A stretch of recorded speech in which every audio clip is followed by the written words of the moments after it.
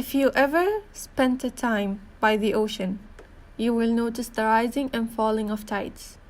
In most places, tides rise and fall twice a day. But what matters to us is that what causes these tides. Well, most of people think that they are caused by attraction force of the moon exerted on the earth. However, this is not the complete story.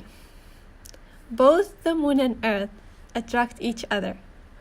This may sound funny because the moon has less mass since it is smaller in size. But it is true. The moon does exert a gravitational force on earth. Let's consider test masses M1 and M2 on earth affected by the moon. Is the moon's gravity affecting them equally? Earth and moon attract each other by a gravitational force.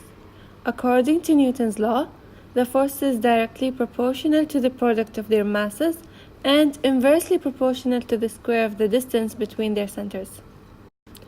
Well, the force vectors on the far side of the planet are shorter than the near side to the moon. What is important for tides is the gravitational force compared to the force at the center of the planet. As the entire planet experiences the force, not just its surface, subtracting the force at the center leaves us with a force difference. Once we see the pattern of the relative force, the cause of the two tide behavior is obvious. As the moon's tidal force raises bulges on Earth, the Earth rotation moves these bulges forward ahead of the moon. We also have a tidal force caused by the sun and the moon, but it's less than the moon. When both sun and moon are on the same line, we get the maximum tides, which are known as spring tides. When moon and sun are perpendicular to each other, this will cause a minimum tidal force, which is known as the neap tides. If there was no friction between the ocean and the Earth's crust, the tidal bulges would be oriented along the Earth-Moon line. The tidal friction between the ocean and the Earth's crust pushes the tidal bulges in the direction of the Earth's rotation. Moon's gravity pulls the tidal bulges back in line with the Earth-Moon line, thus slowing the Earth's rotation.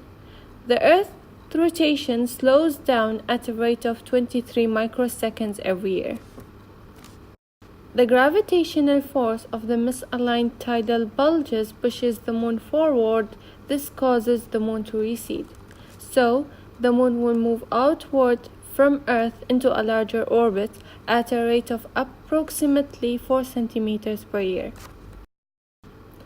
The moon recession from the Earth have been verified by the Apollo laser ranging experiment done by NASA. What they did is that they placed a mirror on the moon's surface and used a laser beam to measure the distance between the Earth and the moon. They found out that the distance is increasing every year. When the Earth and moon were closer a few billion years ago, the day was 4 to 5 hours long, and the moon was orbiting the Earth in only 1 week. Given sufficient time, Earth will slow its rotation enough so that it faces the moon with the same side, just as the moon is facing the Earth with the same side.